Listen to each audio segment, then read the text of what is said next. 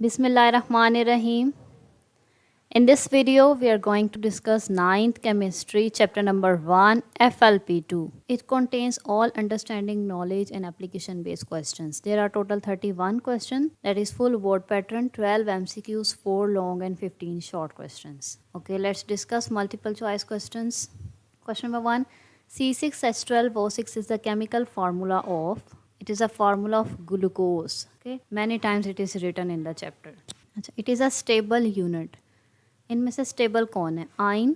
आइन के ऊपर चार्ज होता है तो आइन स्टेबल नहीं होता, ठीक है, क्योंकि इसके ऊपर अगर प्लस चार्ज है तो ये चाहेगा किसी माइनस के साथ रिएक्ट कर ले, अगर माइनस चार्ज है तो ये चाहेगा किसी प्लस के साथ रिएक्ट कर ले, ठीक है, तो ये रिएक्टिव होता है, स्टेबल नहीं होता. स्टेबल वो चीज़ होती है जो रिएक्ट ना करे.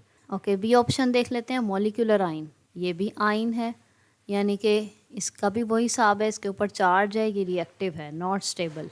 डी ऑप्शन देख लेते हैं, फ्री रेडिकल. फ्री रेडिकल भी आपने बुक में पढ़ा है कि it is very reactive species, that means it's also not stable. Only C option is left which is the correct option, molecule. Molecule is stable because it get no charge.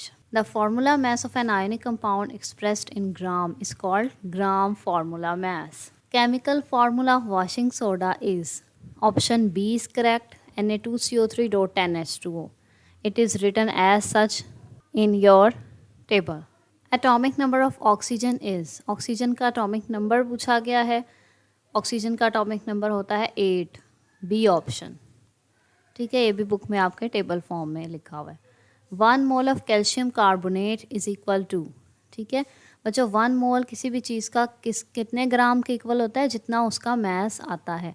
जब हम इसका mess निकालेंगे, जो इसका mess होगा वो 1 मोल के equal होगा, ठीक है. तो इसका मैस निकाल लेते हैं. कैसे निकालेंगे? कैल्शियम का आपको पता है 40, ठीक है, मैस होता है. कार्बन का होता है 12, ठीक है, और ऑक्सीजन का होता है 16, ठीक है. तो 40 प्लस 12 प्लस 16 मल्टीप्लाई बाय 3, क्योंकि ऑक्सीजन 3 है तो 16 को 3 से मल्टीप्लाई करेंगे. ओके, तो हम इसको सॉल्व जब करके देखते हैं तो ये हमारे पास आ जाता है 100 gram. Okay, 40 plus 12 plus 16 multiply by 3, तो ये 100 ग्राम आ जाता है, यानी कि B option is correct. Next, P4 is an example of. P4, okay, देखते हैं क्या ऑप्शंस हैं. First option is diatomic molecule. Di कौन सा होता है? ऐसा मॉलिक्यूल जिसमें 2 एटम हो. इसमें 2 एटम है? नो, इसमें तो 4 एटम्स हैं, ठीक है, दैट्स वाई ये ऑप्शन इनकरेक्ट है. सेकंड ऑप्शन उसने दी है, सेकंड थर्ड को हम बाद में देखते हैं, पहले डी ऑप्शन को देखते हैं. Mono atomic molecule. Mono means 1, ऐसा मॉलिक्यूल जिसमें सिर्फ 1 एटम हो, लेकिन इसमें तो 4 एटम्स हैं, दैट्स वाई ये ऑप्शन भी रॉन्ग है. हमारे पास पीछे बचती हैं 2 ऑप्शंस, ठीक है, homo atomic and heteroatomic. Homo means same, ऐसा मॉलिक्यूल जिसमें सारे एटम सेम हो. हेट्रो मीन्स डिफरेंट, ऐसा मॉलिक्यूल जिसमें एटम्स डिफरेंट हों, लेकिन यहाँ पे एटम्स क्या हैं, सेम है कि डिफरेंट हैं? सेम हैं, यानी सारे ही फास्फोरस के हैं. 4 एटम है, चारों फास्फोरस के हैं, same atoms. That means it's a homoatomic molecule. Option B is correct. Okay, next, all of the following are triatomic. कह रहे हैं इन सब में सारे ही ट्राई एटॉमिक. ट्राई मीन्स ऐसे मॉलिक्यूल जिनमें 3 एटम हो, ठीक है, सब में वो कह रहे हैं 3 एटम है, सिवाय किसी एक के अंदर 3 एटम नहीं है, हमने उसको टिक करना है. Okay, let's see. हमारे पास ये देखें, यहाँ तो साफ नज़र आ रहा है 3 लिखा हुआ है, O3, ये तो है ही ट्राई एटॉमिक, दैट मीन्स ये हम टिक नहीं करेंगे. फिर ये भी ट्राई एटॉमिक है क्योंकि इसमें 2 हाइड्रोजन 1 ऑक्सीजन, टोटल 3 हो गए. ये भी ट्राई एटॉमिक है, 2 ऑक्सीजन 1 कार्बन, टोटल 3 हो गए, ठीक है. ये तीनों हमारे पास ट्राई एटॉमिक हैं, लेकिन सिर्फ ये वाले को देखें तो ये ट्राई एटॉमिक नहीं है, क्योंकि इसमें सिर्फ 2 एटम है, इट्स अ डाई एटॉमिक. तो that's why this option is correct, A option.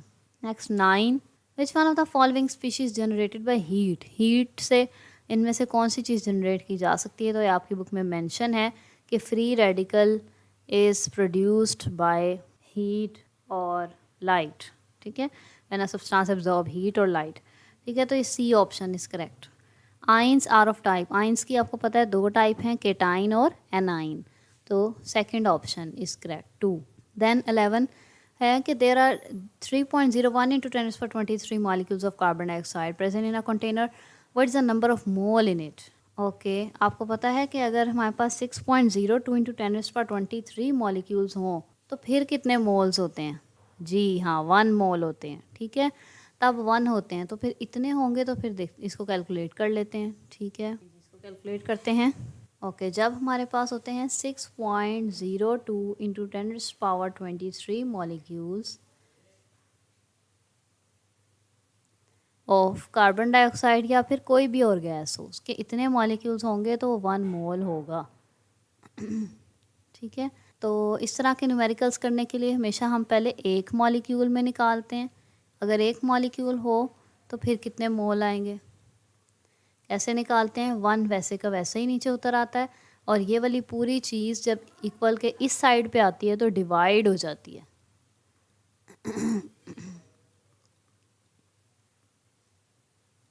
ठीक है, लाइक दिस. अब हम अपनी वैल्यू लिखेंगे. उसने हमें कितने में पूछा है? उसने हमें पूछा है कि 3.01 इंटू 10⁻23 में कितने होंगे. तो अब हम वो वैल्यू लिखेंगे. 3.01 इंटू 10⁻23 मॉलिक्यूल्स अगर हों तो फिर हमारे पास कितने मोल होंगे. तो ये वाली चीज़ पूरी वैसे की वैसे ही नीचे उतर आएगी.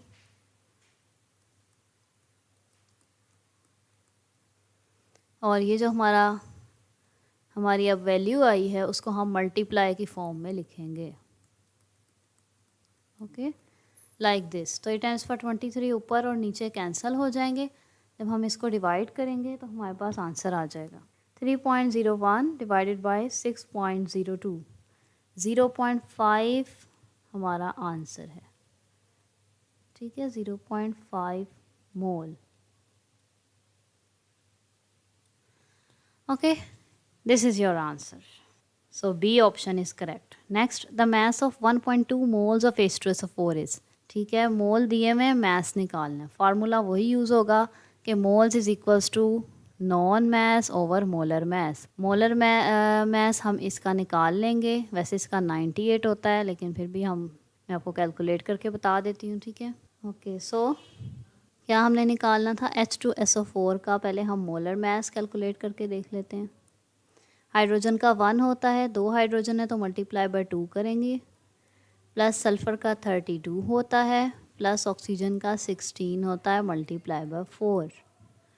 जब इस सारे को सॉल्व करेंगे हमारे पास आंसर आएगा 98 ग्राम. ओके, सो अब मोल्स का हम फार्मूला लगाएंगे. आपको पता है मोल्स का फार्मूला नॉन मास ओवर मोलर मास. ये है जी मोल्स. ठीक है, अब इस न्यूमेरिकल में आपको उसने मोल्स भी दिए हुए हैं, मोलर मास भी पता है 98 ग्राम. तो आपने ये वाली चीज़ निकालनी है, ये फाइंड करनी है.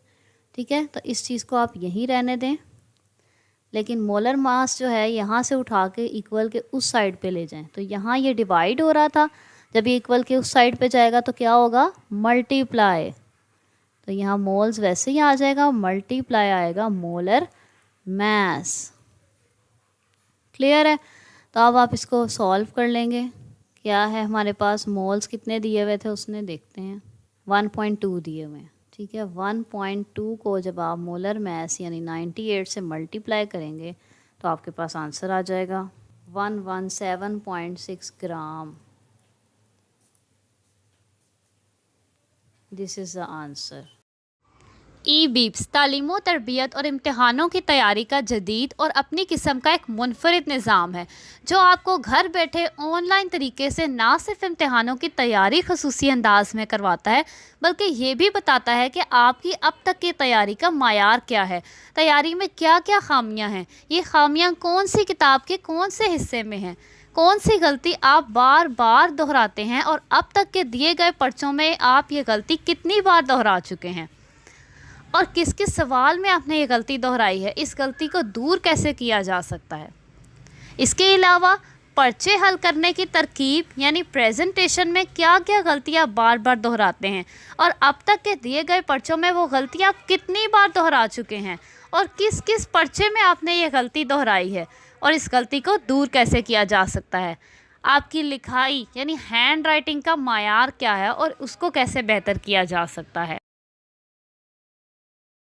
Option C is correct option. Now list of short questions. First one is how to calculate number of particle from mass of a substance. Number of particles calculate करने हैं from mass of a substance. Formula लिखेंगे इसमें, ठीक है। Formula आएगा number of particles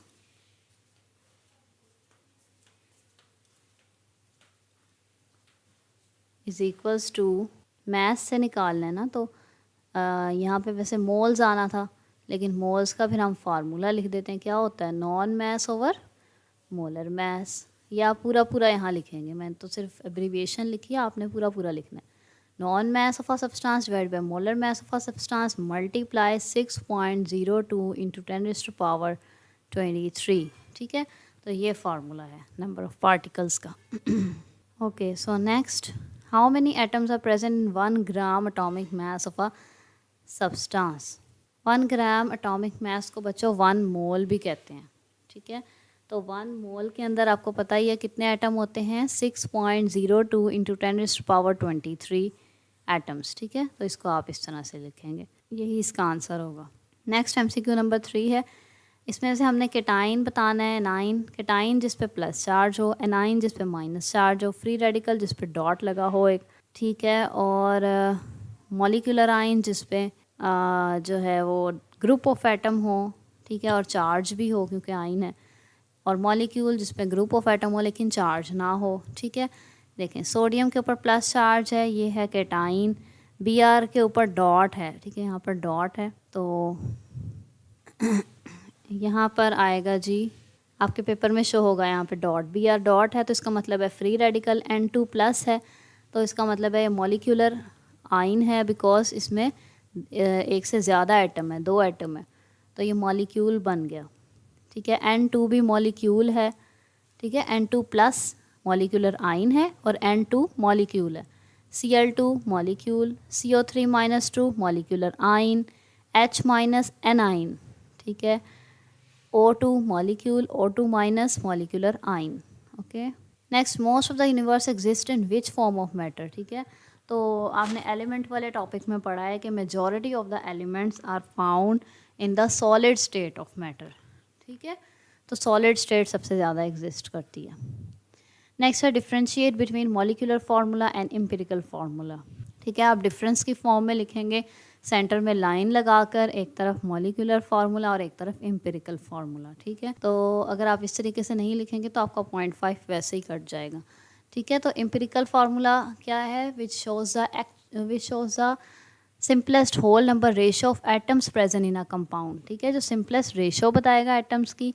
molecular formula वो है which shows the actual number of atoms. ठीक है, जो एक्चुअली एटम कितने हैं वो बताएगा। जैसे बेंजीन का फार्मूला है, मॉलिक्यूलर फार्मूला है C6H6, तो वो हमें बताता है कि बेंजीन के अंदर 6 कार्बन है और 6 हाइड्रोजन है। ठीक है, तो एक्चुअल नंबर बताता है, दैट्स वाई वो इसका मॉलिक्यूलर फार्मूला है। लेकिन बेंजीन का एम्पिरिकल फार्मूला CH है, जो कि उसमें सिंपल होल नंबर रेशो बताता है कार्बन और हाइड्रोजन की, कि कार्बन और हाइड्रोजन की तादाद सेम होती है हमेशा, बस ये बताता है। कितनी होती है ये नहीं बताता, बस बताता है कि सेम होती है। नेक्स्ट 6 है, why atomic mass of an atom is defined as relative atomic mass. ठीक है, ओके, बिकॉज बच्चों रिलेटिव है, रिलेटिव का मतलब है किसी के साथ कंपेयर करके।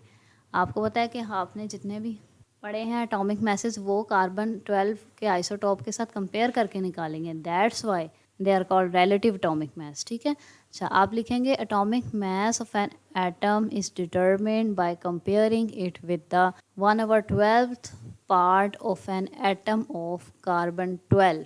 ठीक है, that's why it's called relative atomic mass. Next, how many AMU 1 gram of a substance has. आपकी बुक के अंदर तो मेंशन है ना कि एक AMU में इतने ग्राम है, अब वो पूछ रहा है एक ग्राम में कितने AMU है। ठीक है, तो आपको कैलकुलेशन करनी पड़ेगी। ठीक है, तो ये चीज़ जो है आपकी बुक में मेंशन है कि 1 AMU is equals to 1.66 into 10⁻⁻24 gram. ठीक है, इतना आपकी बुक में लिखा है। ठीक है, लेकिन उसने पूछा है कि अगर एक ग्राम हो, ग्राम 1 हो जाए तो AMU कितने होंगे। इसके लिए आप पहले तो इसको यूँ रिवर्स करके लिख लेना, ग्राम वाली चीज़ इस साइड पे हम लिख लेते हैं और जिस चीज़ को हमने फाइंड करना है 1 AMU को हम इस साइड पे लिख लेते हैं। ओके, नाउ अब आप 1 ग्राम में निकालना चाहते हैं, 1 ग्राम कर दें तो ये वाली जो चीज़ है ये इक्वल के इस साइड पे आ जाएगी। जब ये इक्वल के इस साइड पे आ जाएगी तो यहाँ पे आके ये डिवाइड हो जाएगी, ठीक है। ये वाला 1 वैसे का वैसे ही नीचे आ जाएगा और वो वाली पूरी चीज़ यहाँ पे आके डिवाइड हो गई, ठीक है। अब आपने इसको सॉल्व कैसे करना है, ये 10 की पावर वाली वैल्यू को कभी भी कैलकुलेटर के ऊपर नहीं लिखते, इसको वैसे ही सॉल्व करते हैं, ठीक है। बाकी अब 1 और इसको डिवाइड करें, 1 डिवाइडेड बाय 1.66 तो ये आपके पास आ जाएगा जी 0.602, ठीक है। बाकी ये वाली चीज़ को आपने वैसे ही लिखना था ना, इसको आप वैसे ही लिखेंगे, लेकिन ये आप क्योंकि पहले ये डिनोमिनेटर में थी, अब जब ये ऊपर आएगी न्यूमरेटर में आएगी तो इसका जो माइनस साइन है वो प्लस में चेंज हो जाएगा, ठीक है। जब भी कोई पावर वाली चीज़ नीचे से ऊपर जाती है या ऊपर से नीचे आती है तो उसकी पावर में जो साइन होता है वो चेंज हो जाता है, ठीक है। तो ये हो गया। इसको बच्चों हम और सही मैनर में लिखने के लिए पॉइंट को यहाँ से उठा के यहाँ ले जाएं, 6.02 कर दें, ठीक है। सिर्फ पॉइंट को मैं यहाँ से यहाँ लेके आई हूँ, यहाँ से उठा के यहाँ पर लेके आई हूँ, ठीक है। तो ये 0.6 हो गया ना, 0.6 का मतलब 6 ही हुआ ना, शुरू वाले 0 की तो अहमियत नहीं रही, 6.02।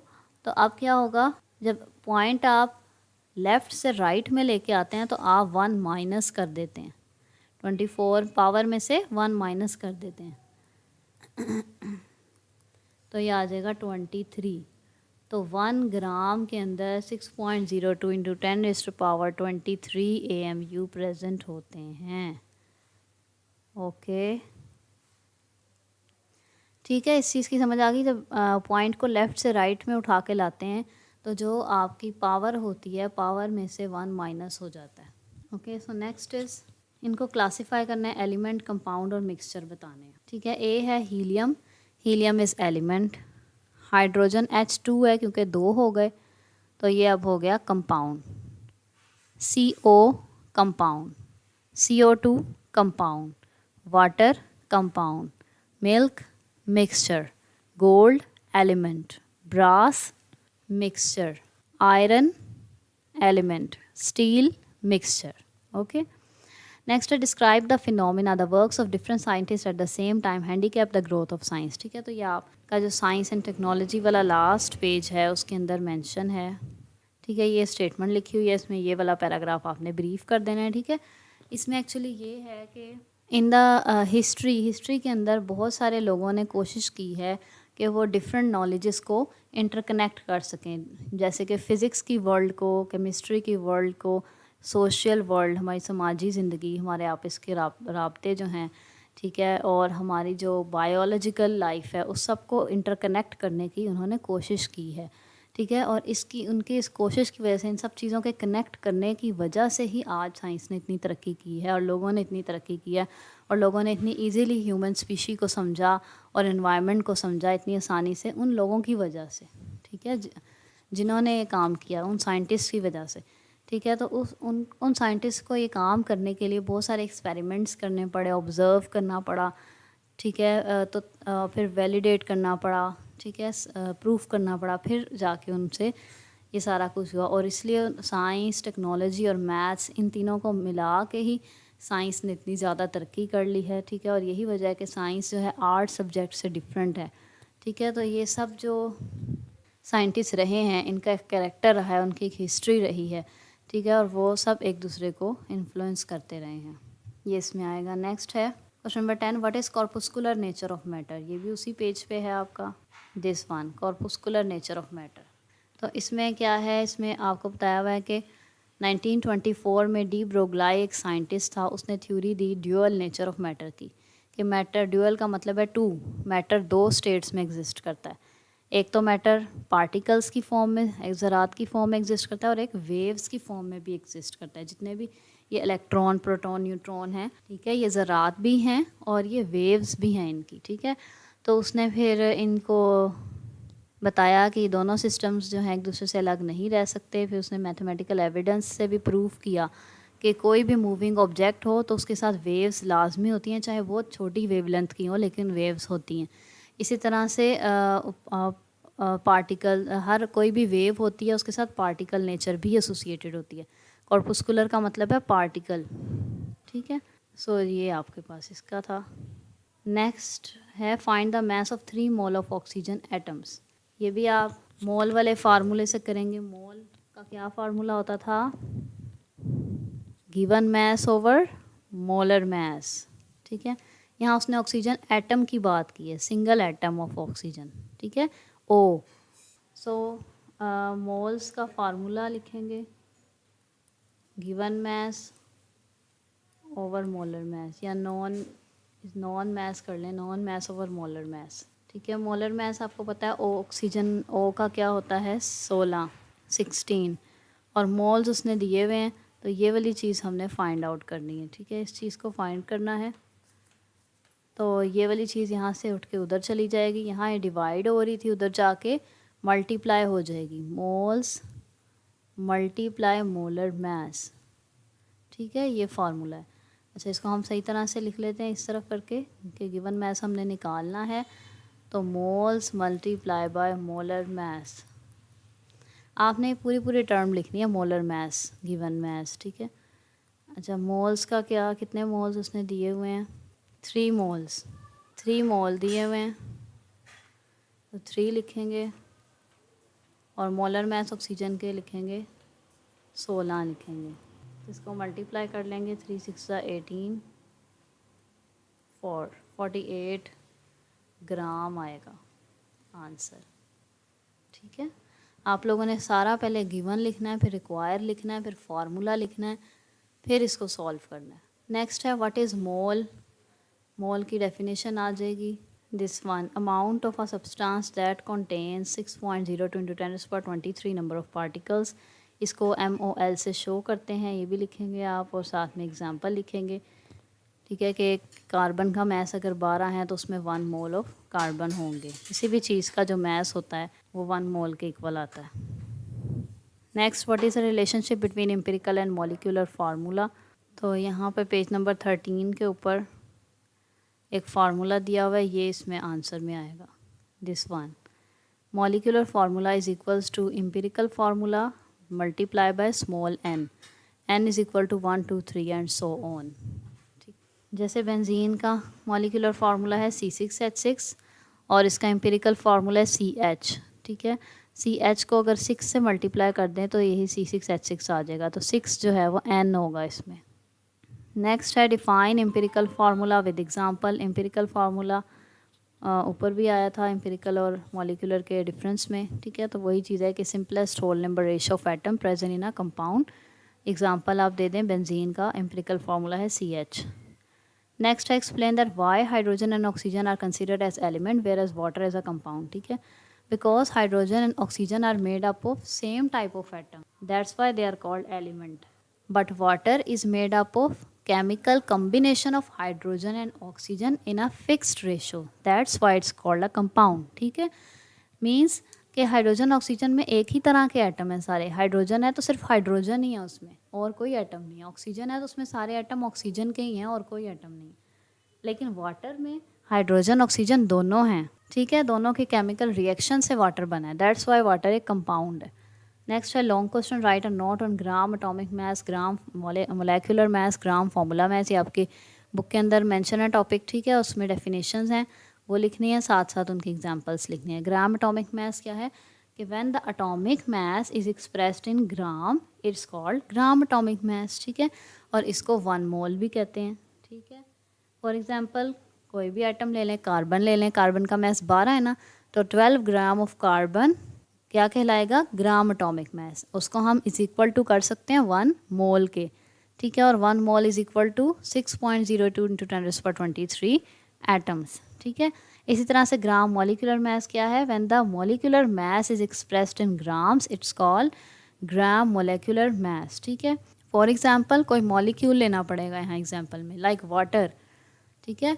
वाटर का मास क्या है 18, 18 gram of water is equals to 1 mole is equals to 6.02 into 10⁻23 molecules. ठीक है, अब ग्राम फार्मूला मैथ्स में, फार्मूला मैथ्स के वर्ड हमेशा किसके लिए यूज़ होता है?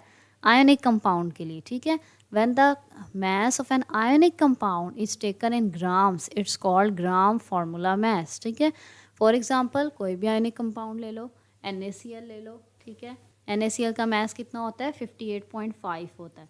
58.5 gram of NaCl is equals to 1 mole is equals to 6.02 into 10⁻23 formula mass. Okay, formula units.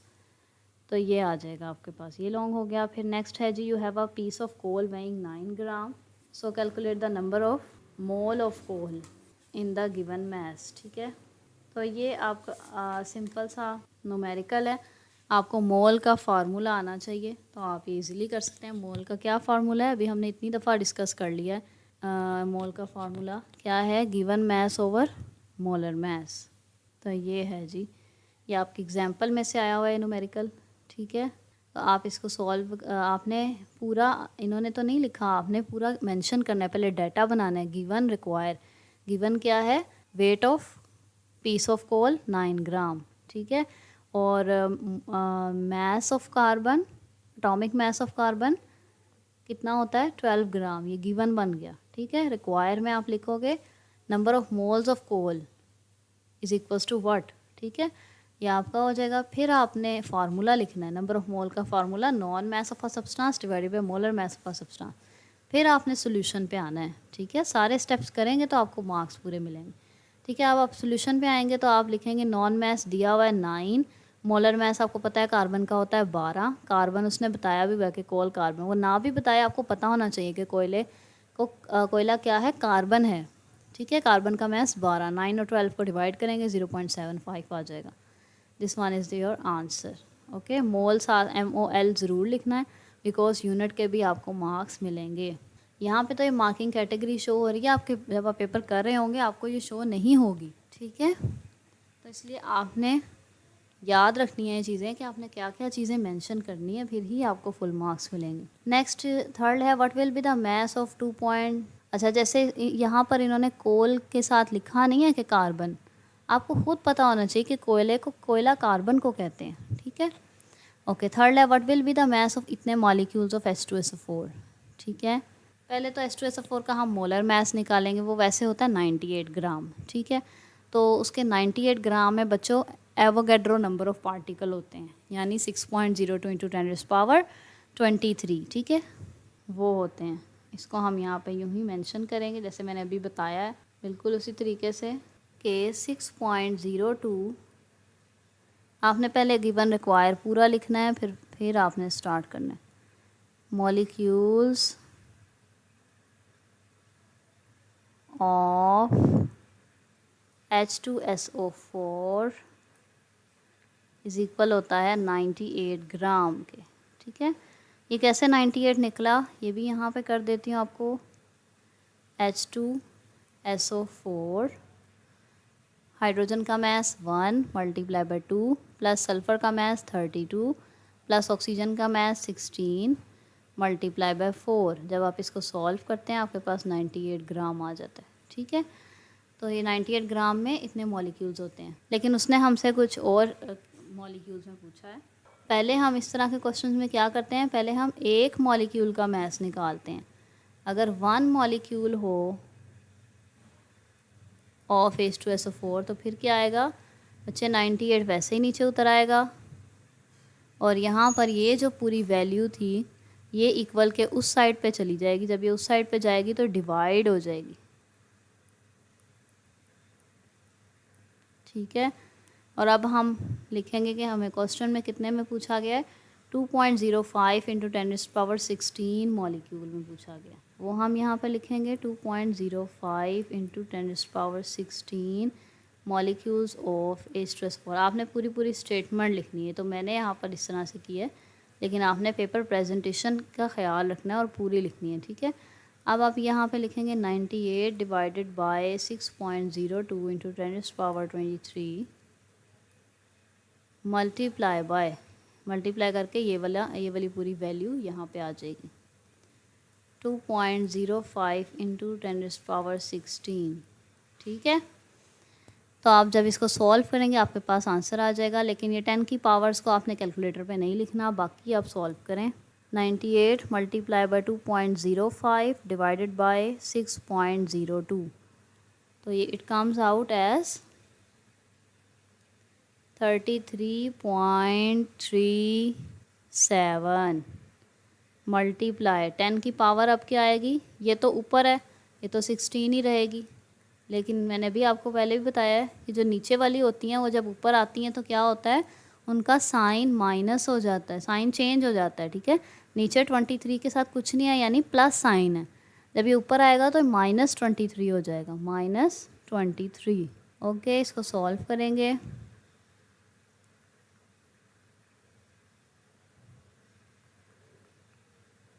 -16 -23 -7 आ जाएगा, -7, ठीक है। अब अगर आप पॉइंट को यहाँ से यहाँ पर लेके आएँ, क्योंकि एक वैल्यू के बाद, एक डिजिट के बाद ही पॉइंट आपने ज़्यादातर आंसर्स में शो करना है, ठीक है। तो ये हो जाएगा 3.34, ठीक है। मैंने 7 हटा दिया, इस 3 को राउंड ऑफ कर दिया, आप ऐसे भी लिख सकते हैं, वो कोई इशू नहीं है, ठीक है। अब ये पॉइंट आप देखें कहाँ से आए, राइट से लेफ़्ट की तरफ आ रहा है। जब राइट से लेफ़्ट की तरफ आता है तो 1 ऐड होता है, +1 करते हैं हम, ठीक है। -7 में हमने +1 करना है। और अब आप इसको सॉल्व करेंगे तो माइनस प्लस माइनस, यानी माइनस करेंगे, 7 में से 1 निकाले 6 आएगा, ठीक है। तो यहाँ पे लिख लेती हूँ 3.34 मल्टीप्लाई बाय 10 की पावर 6, और साइन क्या आएगा, जो बड़ी रकम के साथ साइन होता है बच्चों वही साइन आता है। बड़ी रकम 7 है कि 1, 7 के साथ माइनस का साइन है तो यहाँ पे माइनस आएगा, ठीक है। तो ये इसका आपके पास आंसर आ गया है, ठीक है, कि इतने ग्राम होंगे जब हम इतने मॉलिक्यूल लेंगे H2SO4 के, ठीक है। दोबारा देख लें कि इतने मॉलिक्यूल्स हैं, इसमें 98 ग्राम होते हैं, 6 मॉलिक्यूल्स के अंदर तो 98 होते हैं। जब हम 1 मॉलिक्यूल लेंगे तो ये चीज़ इधर आके डिवाइड हो जाएगी, और जब हमें जो दी हुई है वो वैल्यू लिखेंगे तो वो इसके साथ मल्टीप्लाई हो जाएगी, ठीक है। इसको सॉल्व कर लेंगे, आंसर आ जाए। नेक्स्ट है define chemical formula and write the steps to write the chemical formula. तो केमिकल फार्मूला आपके पास लिखा हुआ है बुक के अंदर, this one, how to write a chemical formula. इसमें आपने डेफिनेशन पहले लिखनी है केमिकल फार्मूला की, वो आप इस तरह लिखेंगे, the formula which is use to represent the compounds is called chemical formula. Okay, फिर आप स्टेप्स लिखेंगे। स्टेप्स में फर्स्ट स्टेप है सिंबल्स लिखें, ठीक है। जिसका भी आप फार्मूला लिखना चाहते हैं पहले उन एलिमेंट्स के सिंबल लिखें, उसमें से पॉजिटिव आइन का पहले और फिर नेगेटिव आइन का, ठीक है। फॉर एग्ज़ाम्पल आप लिखना चाहते हैं कैल्शियम क्लोराइड का फार्मूला, ओके। कैल्शियम क्लोराइड आप चाहते हैं कि आप इसका फार्मूला लिखें,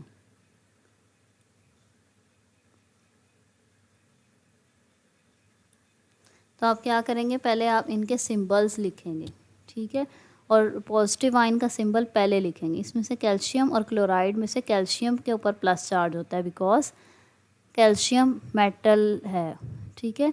तो Ca का सिंबल पहले लिखेंगे बिकॉज उस पर प्लस चार्ज होता है, फिर क्लोरीन का सिंबल लिखेंगे, ठीक है। अब नेक्स्ट स्टेप देखते हैं क्या है।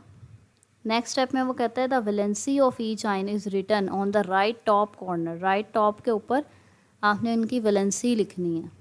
लाइक कैल्शियम की वैलेंसी क्या होती है, 2+ होती है, तो ये हम क्योंकि दूसरे ग्रुप का मेंबर है, ये हम इसके ऊपर टॉप राइट पे लिखेंगे। क्लोरीन की वैलेंसी होती है -1, ये भी हम इसके ऊपर लिखेंगे, ठीक है।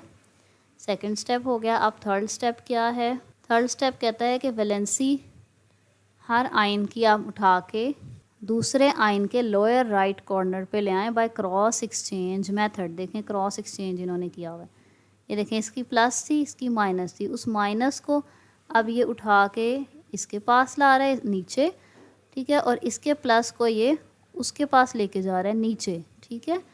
इसी तरह यहाँ पे इसके माइनस को कैल्शियम की तरफ लेके जा रहा है नीचे, और कैल्शियम के जो 2 है उसको वो क्लोरीन की तरफ लेके जा रहा है नीचे, ठीक है। सिर्फ आपने नंबर को लेके जाना है, साइन सिंबल प्लस माइनस को नहीं लेके जाना, ठीक है। चले हम अभी अपनी एग्जांपल में करके देखते हैं।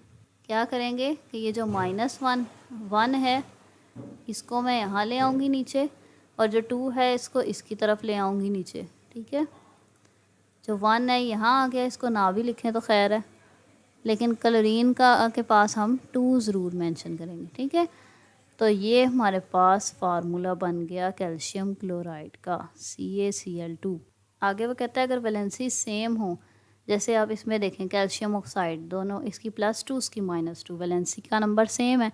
फिर वो कहता है दे आर ऑफ सेट, इनको कैंसिल कर दें, +2 -2 से काट दें, ये हम नीचे लोअर राइट पर नहीं लाएंगे। ठीक है, they are not written in the chemical formula, इसका फार्मूला सिंपल CaO ही होगा, Ca2O2 नहीं लिख देना। ठीक है, क्योंकि जब आपके पास वैलेंसी दोनों की सेम है फिर आप उसको मेंशन नीचे नहीं करेंगे, कैंसिल हो जाएंगी। ठीक है, but if they are different तो फिर उन्हें इंडिकेट करना है एट द सेम पोजीशन। जैसे सोडियम क्लोराइड में भी बच्चों देखें इसकी भी 1 थी, +1 इसकी -1, तो प्लस माइनस कैंसिल हो गया और ये फार्मूले में शो नहीं हुई, लेकिन कैल्शियम क्लोराइड की शो हुई है CaCl2। ठीक है, फिफ्थ है कि अगर कोई आयन ऐसा है जो कि कम्बिनेशन ऑफ 2 और मोर एटम है, जैसे सल्फेट आयन है, इसमें सल्फ़र भी होता है ऑक्सीजन भी होता है SO4। ठीक है, और इसका चार्ज होता है -2। ठीक है, कहता है कि ऐसे एटम को रेडिकल कहते हैं, ऐसे आयन को रेडिकल कहते हैं, और इसके ऊपर एक नेट चार्ज होता है, वही चार्ज उसकी वैलेंसी कहलाता है। ठीक है, जैसे फॉस्फेट है PO4 -3 इसका चार्ज है, वही इसकी वैलेंसी है। ठीक है, तो इनके भी केमिकल फार्मूला बिल्कुल उसी तरीके से लिखने हैं। और इसमें वो कहता है तो ये जो हमारा रेडिकल होगा ना नेगेटिव, इसको हमने ब्रैकेट में लिख देना है। जैसे कि बच्चों एल्युमिनियम सल्फेट का अब हम निकालते हैं, एल्युमिनियम सल्फेट। ठीक है, एल्युमिनियम का पहले सिंबल लिखेंगे क्योंकि वो प्लस है, पहले उसका आएगा, फिर सल्फेट का आएगा, सल्फेट का होता है SO4 -2। ठीक है, वैलेंसीज इनकी लिखेंगे, Al की वैलेंसी है जी +3 सल्फेट की तो जो उसका चार्ज है -2 वही उसकी वैलेंसी है। ठीक है, क्या करेंगे, इस चीज़ को उठा के इस राइट कॉर्नर पे ले आएंगे और इस चीज़ को उठा के यहाँ पर ले आएंगे। ठीक है, तो Al के पास आ गया वो वाला 2, SO4 बच्चों ये नेगेटिव स्पीशी है ना, इसको आपने ब्रैकेट में कर देना है SO4। ठीक है, और फिर ये जो 3 है ये नीचे आ जाएगा यहाँ पर, तो ये इसका फार्मूला बन जाएगा। ठीक है, तो इस तरीके से फार्मूलाज लिखते हैं, आपने सारे स्टेप्स अच्छे से याद करके एग्जांपल्स के साथ मेंशन करने हैं। Okay, best of luck.